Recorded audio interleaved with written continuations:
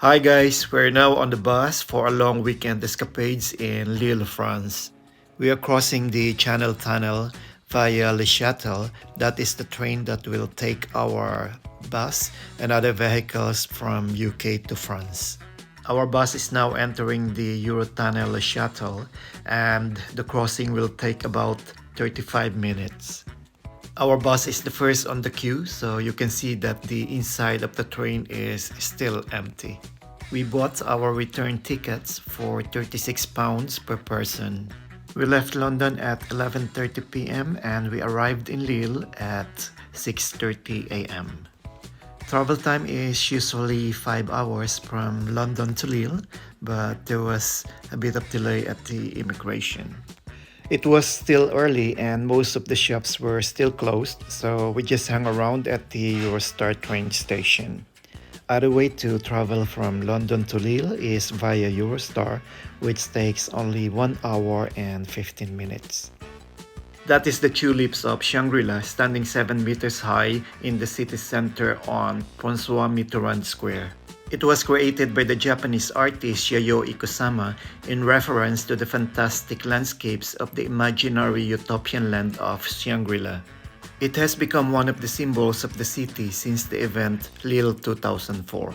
That is the 116-meter-high Lille Tower, also called the ski boot. By the way, Lille is a city in the northern part of France in French Flanders. It is the capital of the Hauts-de-France region. Nicknamed the capital of Flanders, Lille and its surroundings belong to the historical region of Romance Flanders. Flanders is the Flemish-speaking northern portion of Belgium. Lille is an architectural feast with strong Flemish influences, from the Grand Square to the Basilica of Notre Dame to the quiet streets of row houses and gardens. That is the Gare de Lille Flanders, opened in 1842, is the main railway station of Lille. It is the terminus for the intercity and regional trains. It was renamed Lille Flanders Station in 1993 when Lille Europe Station opened. The artistic piece you see is called Simone. A gigantic sculpture in organic form arises above Lille Flanders train station and hangs suspended over our heads. It was created by Joana Vasconcelos, known for her monumental creations, to pay tribute to 3 leading French female figures, all named Simone. The whole structure, which has been entirely handmade from wool, selected fabrics, and lead, sits on a vast 40-meter-long inflatable which communicates with the surrounding space.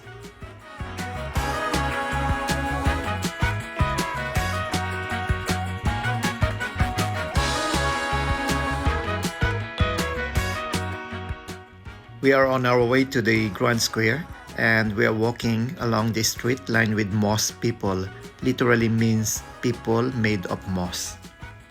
The sculptures were created by Kim Simonson, a famous sculptor from Finland. These sculptures evoke an imaginary fairy tale-like world. There is still something mystical and unknown about the origins of these independent beings, which feeds the mystery that surrounds them. They are described as wild children in a close-knit gang living at the heart of nature and aspiring to a utopian vision for it.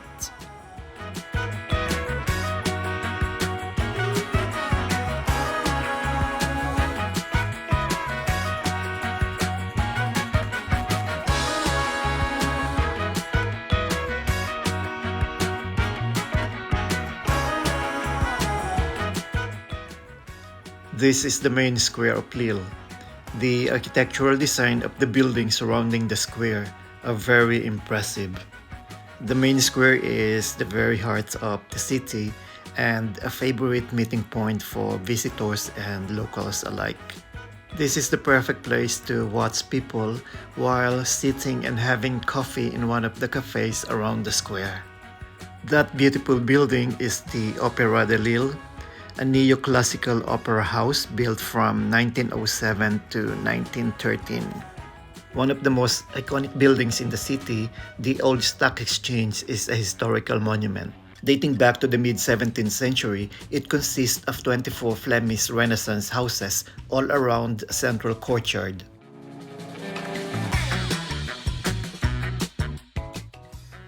This is the central square of Lille, also known as General de Gaulle Square in honor of Charles de Gaulle, the first president of the French Republic. This is the center of leisure life in Lille, as you can find many shops, cafes, and restaurants.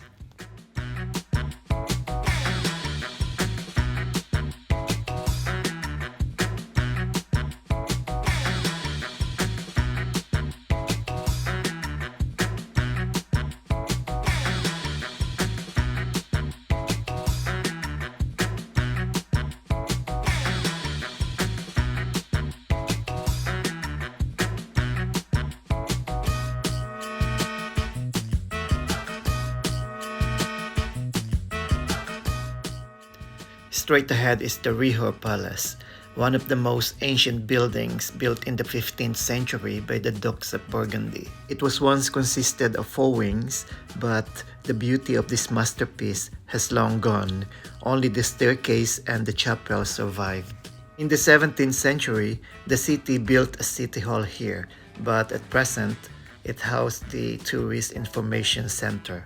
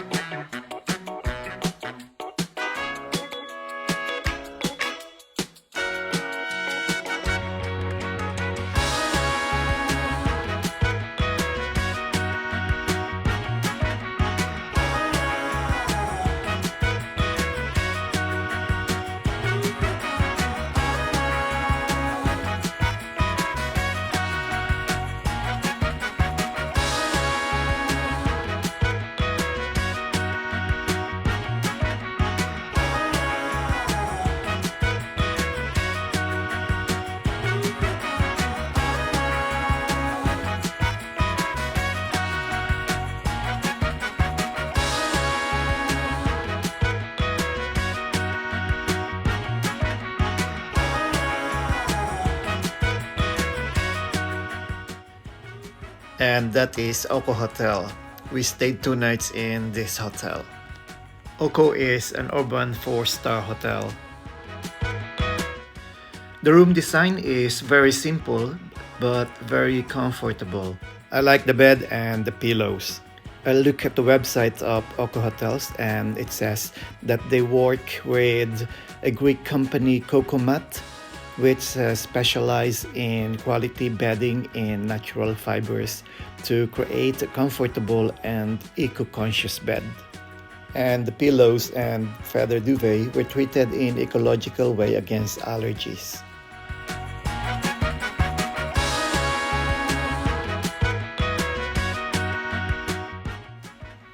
The lounge and dining area are open 24 hours and you can always come and watch TV or have snacks, hot or cold drink whenever you like.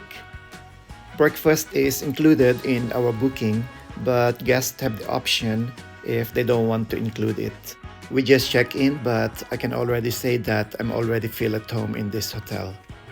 I highly recommend this hotel, so check it out if there is OKKO Hotel in your next holiday destination.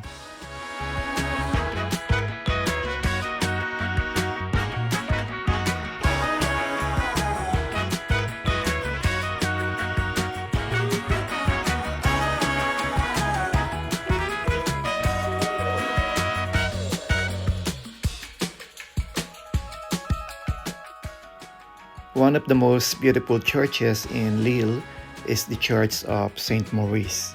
It is situated in the historic center of Lille and has been subject to a number of makeovers from its beginning in the Middle Ages to the last extension of Lille in 1868.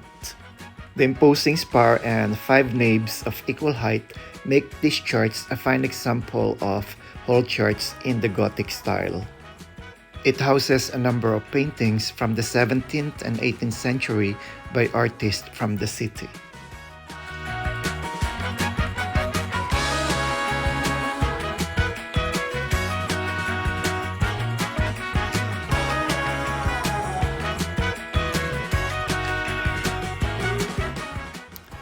I'm glad we went inside this church because the stained glass window were so beautiful. So if you are planning a trip to Lille, St. Maurice Church is worth visiting.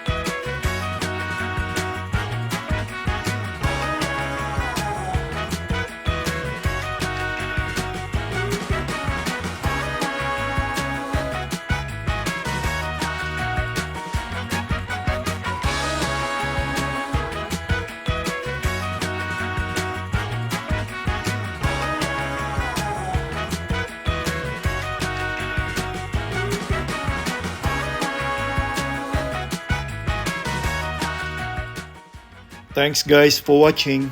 Bye.